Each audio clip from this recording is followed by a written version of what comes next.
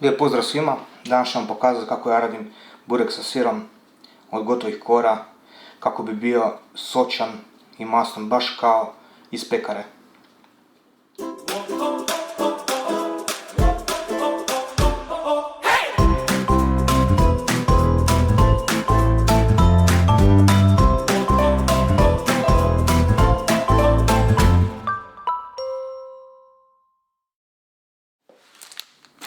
Za fil će nam trebati 300 g postnog sira,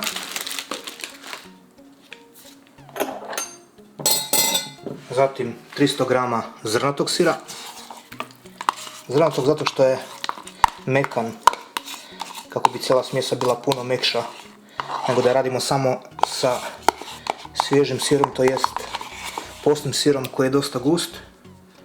Ovo će učiniti smjesu puno mekšom i 200 ml kiselog vrhnja. Zatim ćemo dodati u smjesu 2 jaja, 2 jaja i žličicu i pol soli. U principu ide jedna žličica soli na 500 g provjereno. Ovdje ćemo staviti žličicu i pol i to će biti savršeno. I sad smjesu izmiješati jako dobro.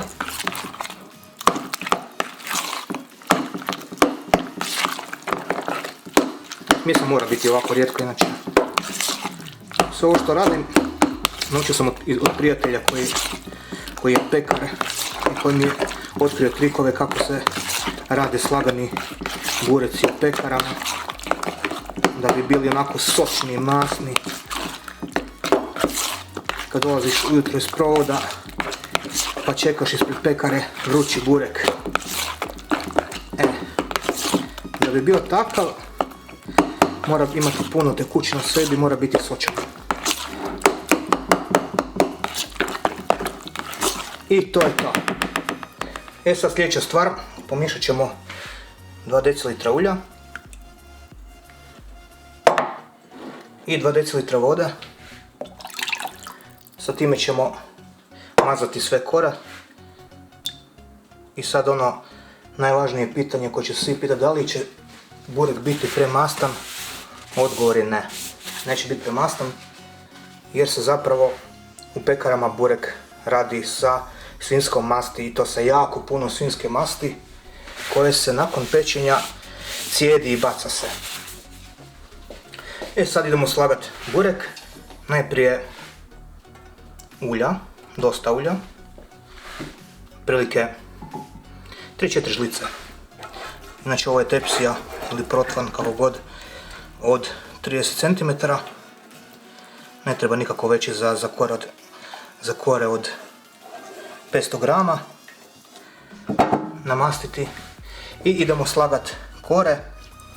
Ovo su gotove jufke i nisu neka kvaliteta, da budem iskren, ali to nema nikakve veze. Ako vam pucaju kore ovako ko meni moje, to nema nikakve veze. Ovako, podijeliti unutra, tako, na veze što je pukla. Onako dole na dno idu 3 kore. Tako, i što je sad važno? Važno ih je sve između nauljiti. Znači sad koristim prvo čisto ulje, nauljiti sve. Tako. Znači sad sve prvo sa uljem. Poslije ćemo sa onom mješavinom vode. Ide sljedeća kora. Popreko. Tako. Unutra lijepo složiti do rubova. To je vrlo važno da se lijepo slaže. Tako. Opet ulje. Tup. Čisto ulje. Op. Sve namasati jako dobro. Puno ulja. Tome je tajna. Tome caka sa puno ulja. Da bi bio onako zlatno žute boje mora biti puno ulja. Koje ćemo poslije iscijediti, nemojte se brinuti ništa. Ulja i još jednu koru. Evo još jedna kora. Tako da bi imali dole čvrstu bazu. 3 kore slobodno. 3 kore. Jer sve skupa imamo Imamo 12 kora u pakiranju. Tako, ruba. Opet ulje. Up. Sve namastiti, sve. Tako. Sve.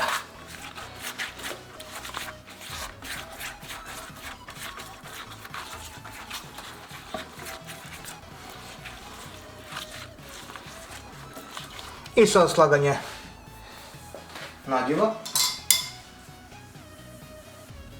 I sad nadjev unutra.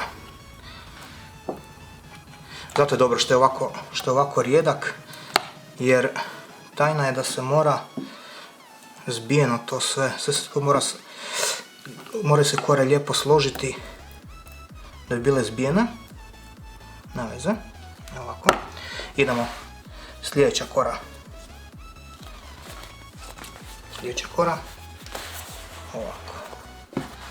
Ovako.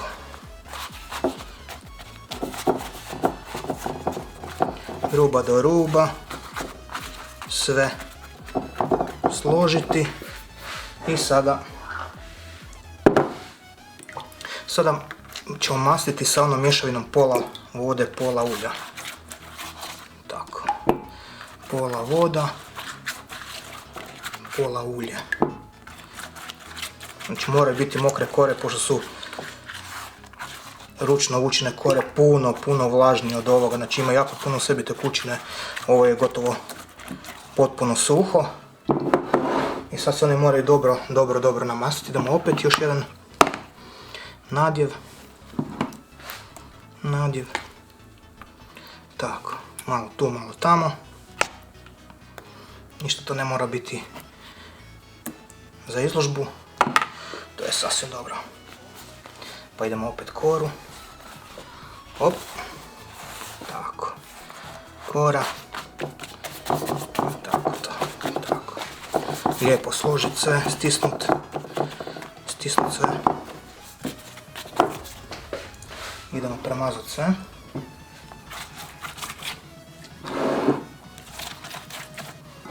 Premazati sve. Ne štedit. Mora biti to sve mokro. Sve mora upiti, svu tekućinu ovu mora tijesto upiti da bi bilo sočno. Sve premazati. Onda idemo opet nadjev.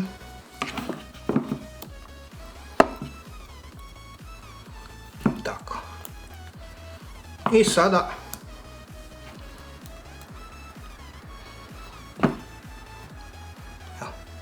I sada sve ove kore moramo unutra složiti. Tako. Znači tako, sve ovo što vam viri vani slažemo unutra. Nebitno je kako to stvarno, nema nikakve veze. Ništa to ne mora biti lijepo niti složeno, jer tako se to radi. To ništa ne mora biti niti lijepo, ni ugodno. I sve će to biti na kraju kad se ispeče savršeno. Znači ovo stvarno može svako napraviti.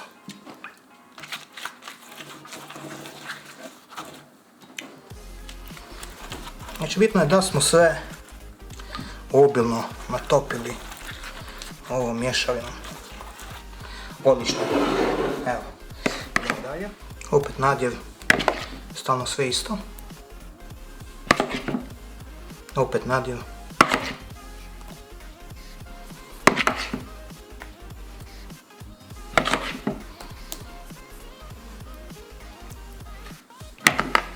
I opet kora. Koliko imamo kora još do kraja. Tup. I na kraju mora biti 3 kore. Znači da možemo sad staviti sav nadjev gore. Što je preostao. Jer imamo točno 3 kore s kojima završavamo sve to. Znači završavamo sa 3 kore.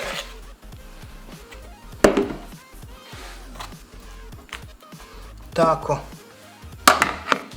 Opet sve ovo unutra.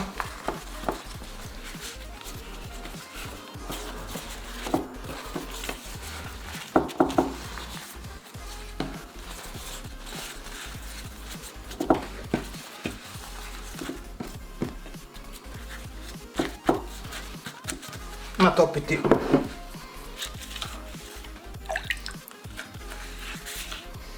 Natopiti, nema veze što puca ovako kore, stvarno to nema nikakve veze. Sve će to biti kad se speče. Savršeno.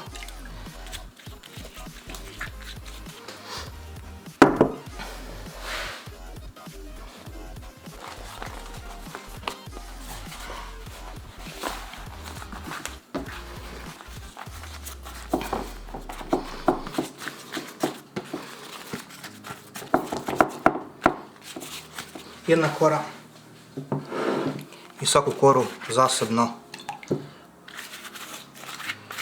namastiti.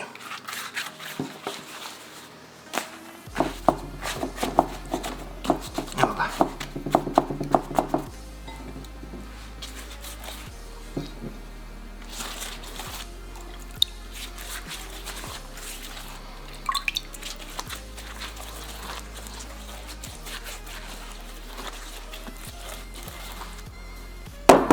I opet sve ovo složiti unutra.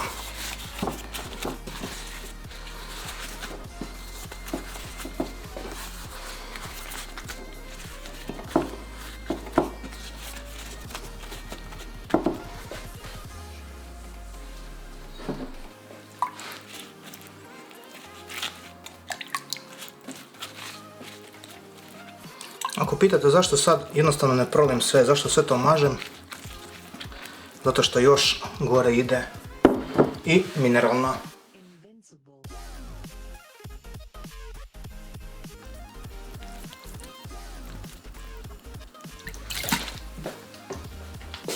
I zatim sve ovako izbockati.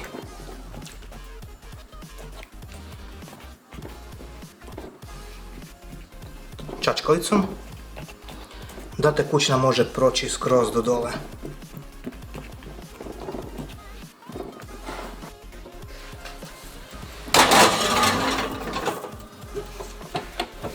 I evo, nakon 45 minuta burek je gotov. Vidite kako se napuhao od mineralne vode, od CO2. I to će sve lijepo spustiti dole i bit će savršeno.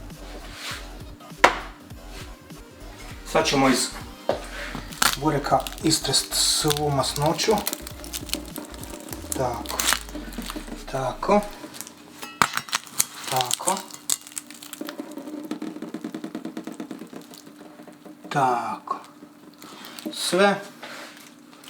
I sada ćemo ga okrenuti. Evo vidite kako je burek se spustio dole i sad je ostao, znači savršeno. I sada ćemo staviti dasku, tako,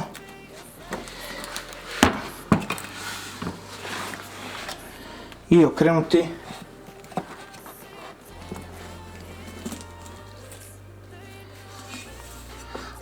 burek, tako, i vratiti ga nazad na pečenje još 10-15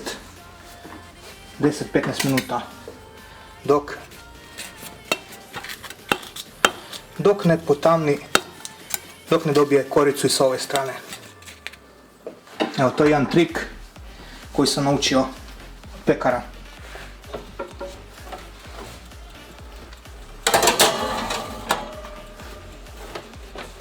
I evo, nakon 15 minuta burek je savršeno pečen. To je to. Vadimo ga van. I sad opet burek okrećemo napako.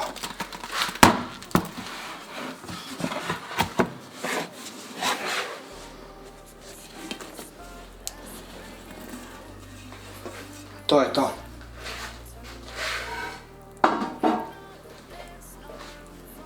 To je savršeno pečeni burek.